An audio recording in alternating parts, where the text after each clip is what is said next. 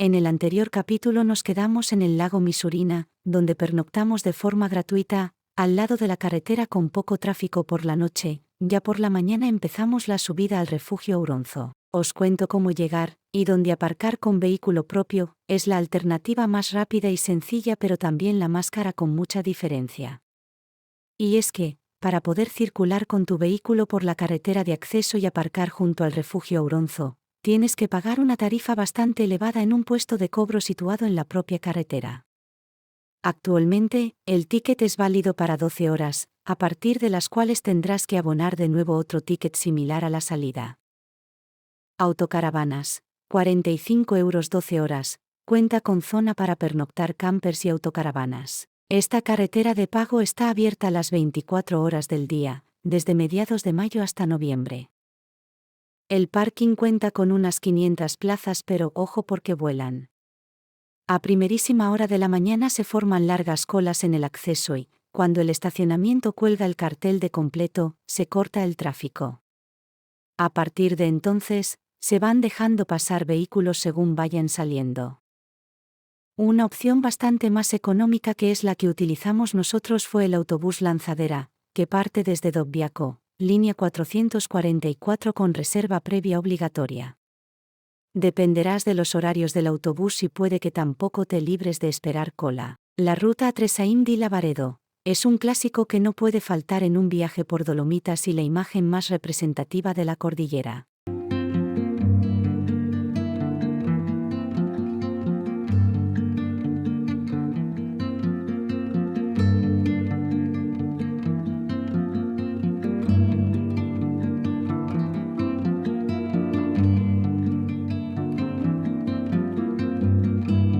La ruta a las tres cimas de Lavarero es un clásico que no puede faltar en un viaje por Dolomitas y la imagen más representativa de la cordillera. Caminar entre montañas y en concreto en estas montañas dolomíticas es algo único. Los alrededores de las tres cimas de Lavaredo son sobrecogedoras. Los tres picos de Lavaredo son montañas ubicadas en el Véneto entre los espectaculares Dolomitas, a poca distancia del lago Misurina y del característico pueblo de Auronzo di Cadore.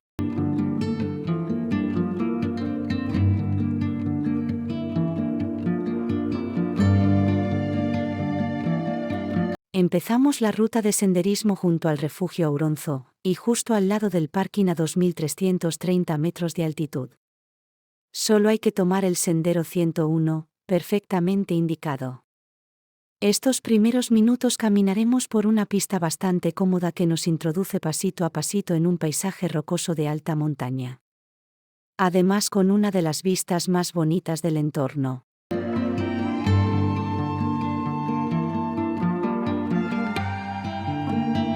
De nuevo continuamos la ruta dirección al lago di Braies. Al lago di Braies se puede acceder en vehículo propio hasta los 4 aparcamientos situados junto al lago. Los parking P1, P2, P3 son más económicos, el parking P4 son 35 € 24 horas. Nosotros es el que utilizamos, nos pareció un poco caro, pues no dispone de ningún servicio. Si solamente vais a estar un rato, os merecerá la pena dejar el coche o autocaravana en el P3.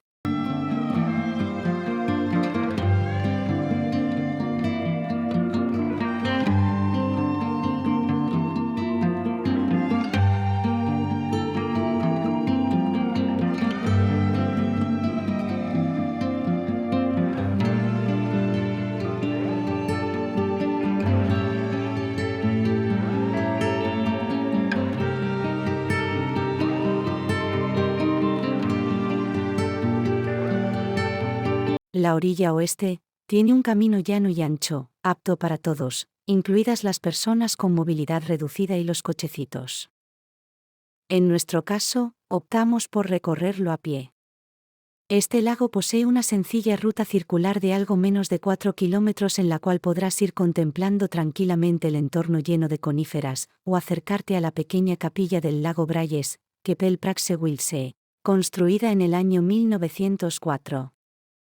En esta capilla, durante la Segunda Guerra Mundial, se refugió un comandante alemán de la Schutzstaffel conocido por sus siglas SS, el cual era un grupo de combatientes del partido nazi y guardaespaldas de Hitler.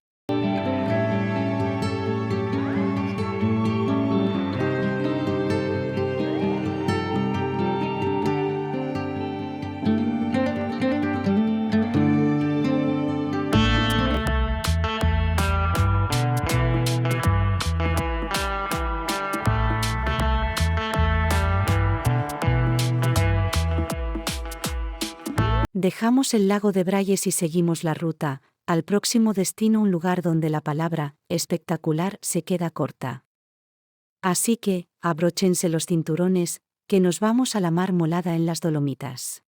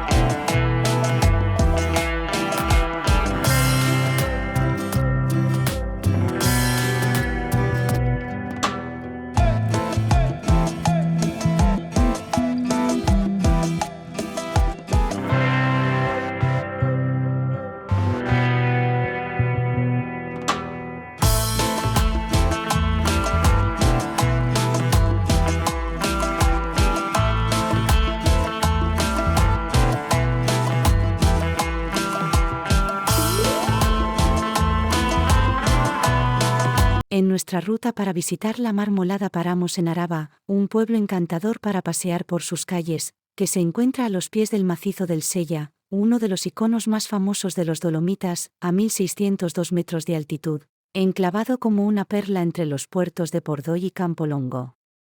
Enfrente, la montaña reina de los Dolomitas, la Marmolada, que es el punto más alto con 3.343 metros de altura. La iglesia de Araba, dedicada a los santos apóstoles Pedro y Pablo, está situada en el centro de la ciudad. Se han conservado las obras de arte presentes en el interior, como el altar mayor dedicado a los santos Pedro y Pablo, los dos altares laterales dedicados a San José y a la Virgen del Carmen, importantes pinturas murales realizadas a principios del siglo XX por J. M. Pescoller. El edificio, de estilo gótico tardío, presenta una portada con armazón de piedra colocada bajo un cobertizo sostenido por columnas de madera, al costado el campanario en el que destacan las esferas del reloj.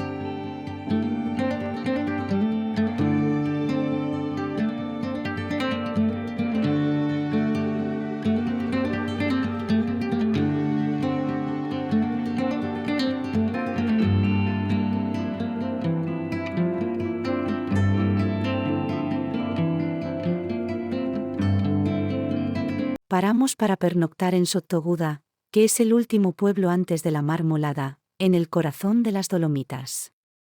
Este antiguo pueblo se caracteriza por los numerosos tabiei, graneros de madera comunes en la zona dolomítica de cultura ladina, que ha sobrevivido gracias a algunos artesanos, que tienen sus tiendas en la carretera que une el pueblo de Palue con Sottoguda.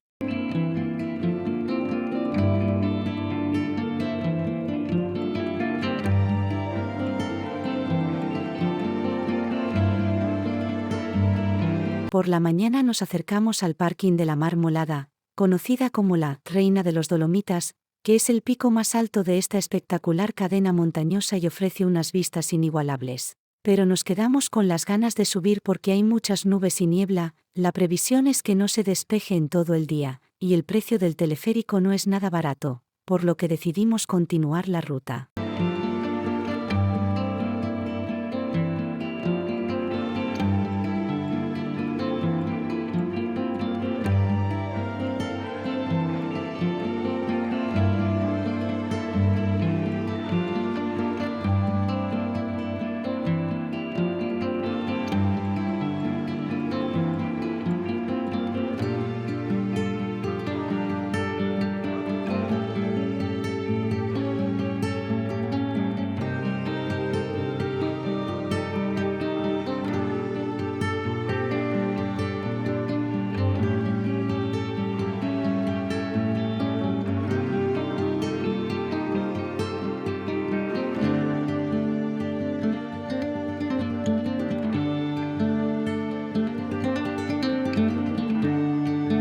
A los pocos kilómetros paramos a comer en este parking con vistas al lago de Fedaya, pero con un acceso complicado, que es gratuito pero sin servicios.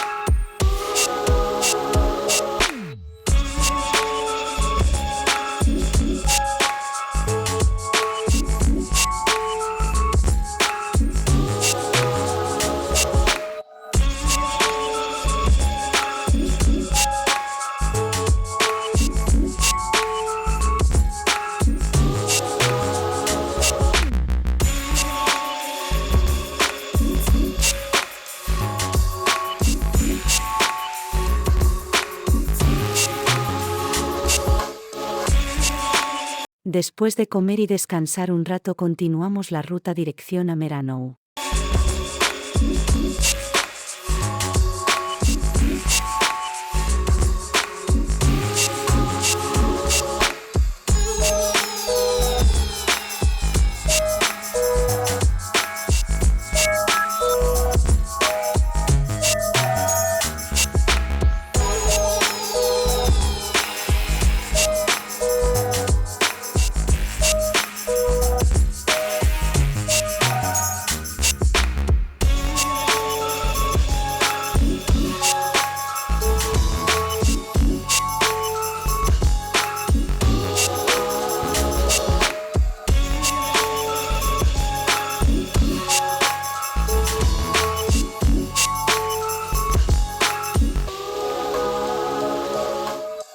Llegamos a Meranou y aparcamos en este parking gratuito, muy céntrico y comenzamos el recorrido por las calles peatonales, jardines y plazas junto al río, acompañados de Juan y Consuelo, amigos y compañeros de viaje.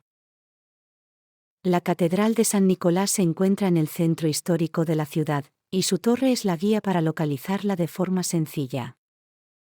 Este templo se finalizó a mediados del siglo XV, aunque su origen data de una primera iglesia del siglo XII. En el exterior de este templo de estilo gótico llaman la atención los frescos de la fachada sur.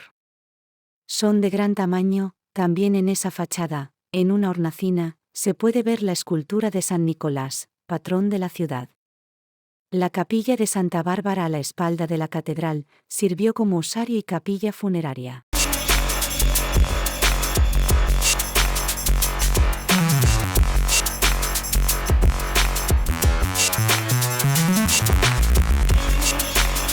Meranou fue una ciudad amurallada. De ella se conservan 3 de las puertas que daban acceso a la ciudad.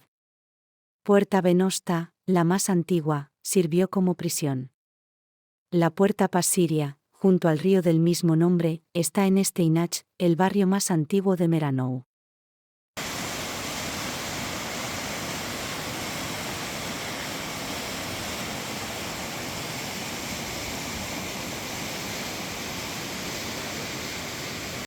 La tercera de las puertas es la Puerta Bolzano, del siglo XIV. Siguiendo con el recorrido medieval llegamos a Laubengasse y Via Portici. Dos calles que unen la Piazza del Grano con la Piazza del Duomo. Son calles peatonales que conservan los soportales de sus edificios, conservando el ambiente comercial de antaño.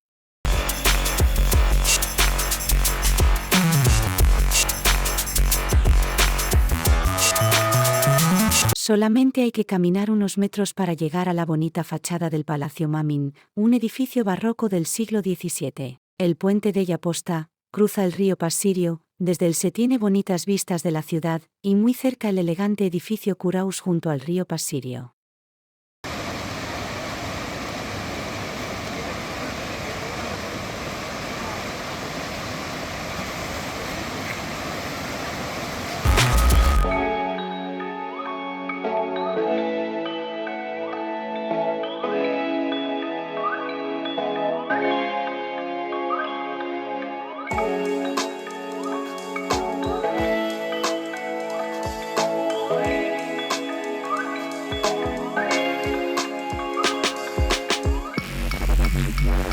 Nos despedimos de Meranov, para dirigirnos al próximo destino, el lago de Resia, muy cerca del confín con Austria y Suiza, un lugar escondido entre frondosas montañas verdes con casas construidas hasta en lo más alto. De hecho, no es tarea fácil llegar hasta ahí, nosotros lo hicimos desde Meranov, atravesando pequeñas carreteras que se abren paso entre colinas con pronunciadas curvas, hasta que a lo lejos observamos el enorme campanil que flota sobre el agua, único testimonio tangible de una historia llena de dolor y agua.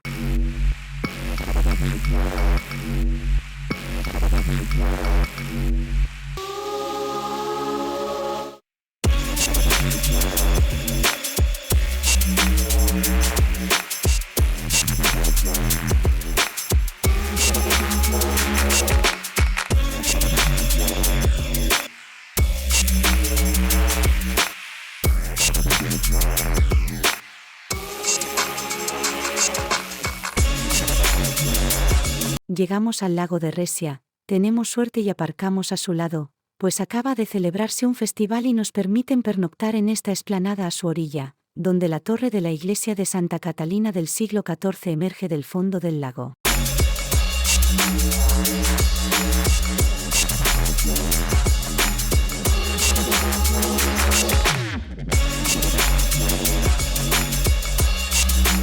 Rozando los límites de Austria y Suiza, escondido entre montañas que cambian de color según la época del año, emerge en el lago Resia un campanario que, más allá de la evocadora imagen que proyecta, oculta una historia de dolor y una enigmática leyenda.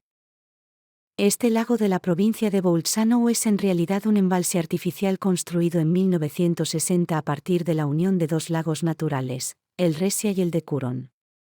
Con 120 millones de metros cúbicos de capacidad, es el lago más grande del Alto Adige.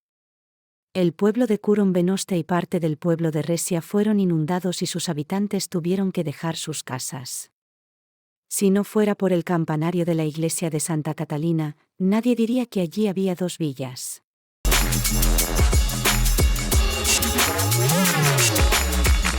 El lago de Resia tiene también su propia leyenda que cuenta que, durante el invierno, aquel que se acerque a las inmediaciones, podrá escuchar las campanas sonando.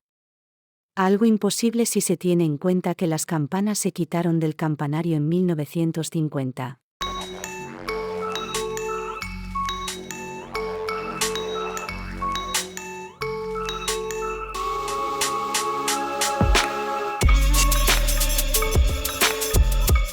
Para ver el centro de Brunico, aparcamos en este parking. Para iniciar nuestro itinerario de un día visitando la iglesia de las Ursulinas, construida a principios del siglo XV en estilo gótico y adosada a las murallas de la ciudad, el campanario mismo formaba parte de las estructuras defensivas.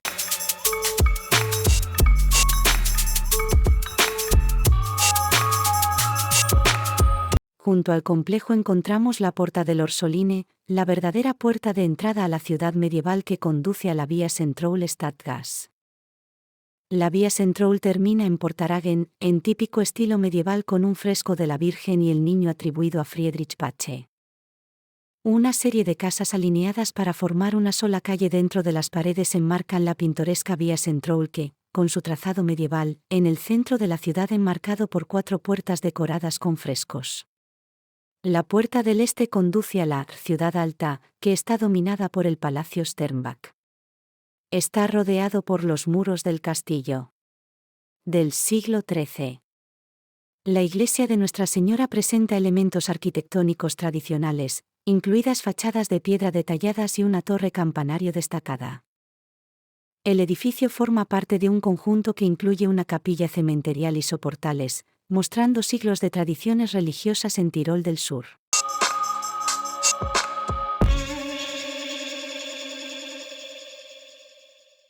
Para terminar nuestra ruta por las Dolomitas en Italia, disfrutamos junto con Juan y Consuelo de una típica comida en uno de sus restaurantes. En el próximo capítulo cruzaremos Austria para comenzar la ruta por Eslovenia. ¿Nos acompañáis?